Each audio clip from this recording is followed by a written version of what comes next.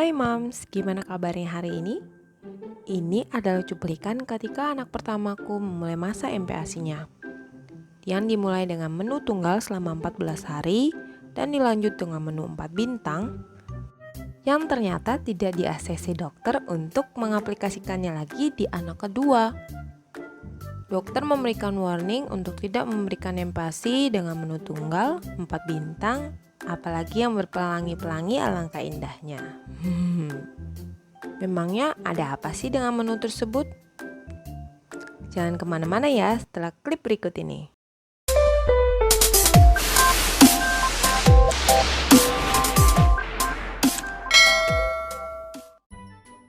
Sebelum memasuki masa anak memulai MPASI-nya, orang tua wajar merasakan semangat yang bercampur kebingungan mempersiapkan momen-momen yang dinantikan tersebut. Sama dengan aku yang sudah lama mencari-cari informasi pemberian MPASI itu seperti apa sih? Memulainya bagaimana? Menunya dimulai dari apa ya? Dan sebagainya. Flashback dulu ya, Mam. Ketika anak pertamaku akan memulai masa MPASI-nya, aku memilih mengikuti metode menu tunggal selama 14 hari terlebih dahulu dengan alasan mengecek reaksi alergi atau sembelit karena riwayat aku sebagai orang tuanya memang ada alergi pada beberapa jenis makanan. Jadi ada kemungkinan 50% bahwa anakku juga mungkin ada alergi. Setelah 14 hari berjalan dengan jenis menu yang berbeda pagi dan sore, reaksi alergi selama 14 hari tidak ditemukan, tetapi respon terhadap jenis menu tersebut tentu jelas terlihat. Ada yang happy karena suka sekali dengan rasa manis yang alami, dan ada juga respon hoe kepada menu-menu yang amis-amis. Meskipun begitu, Abang Evan tetap mau makan sampai habis. Kemudian dilanjutkan dengan pasti menu 4 bintang yang mengandung karbohidrat, protein, lemak, vitamin mineral, dan air. Karena memberikan makanan tunggal terlalu lama bisa menyebabkan kekurangan nutrisi, Mams. Jadi tidak dianjurkan untuk dilakukan lebih dari 2 minggu. Semua diusahakan dan dilakukan yang terbaik, mulai dari menyiapkan bahan-bahan, pengolahan, penyimpanan, dan pemberian MPASI-nya. Selama masa-masa MPASI tersebut, puji Tuhan lancar. Hanya macet-macet kalau lagi sakit atau tumbuh gigi. Tidak pernah sampai GTM. Untuk berat badan pun kurvanya terbilang bagus. Hanya ada beberapa makanan yang memang memicu alergi yang harus perlu diperhatikan. Meskipun di anak pertama aman-aman saja, ternyata dokter tetap menyarankan tidak mengaplikasikan metode MPASI tersebut kembali. Jadi saya meminta penjelasan untuk memperkuat alasan mengapa tidak baik menggunakan metode tersebut.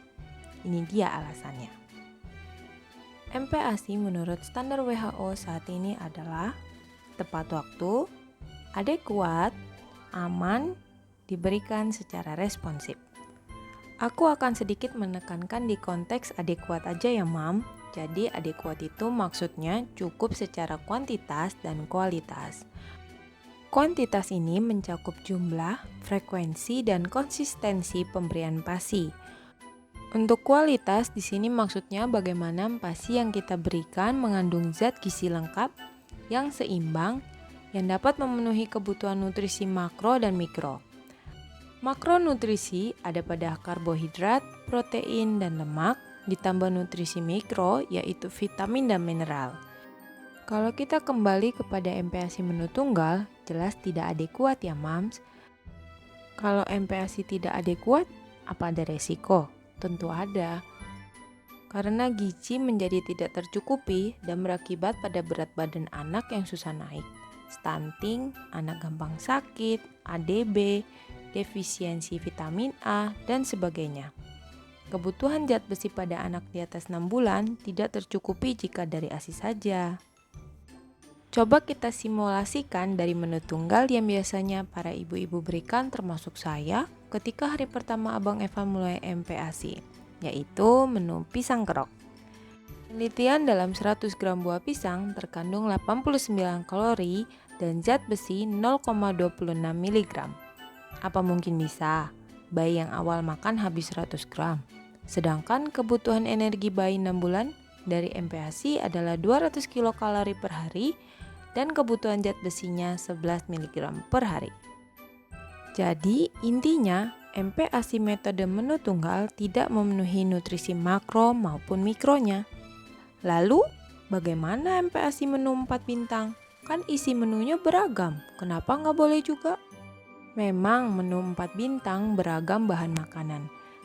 Di dalamnya sudah mencakup sumber energi tenaga dari karbohidrat dan lemak, zat pembangun dari protein hewani dan nabati, dan zat pengatur dari sayur dan buah-buahan. Tetapi menu 4 bintang komposisinya lebih banyak sayuran dibandingkan sumber lemaknya.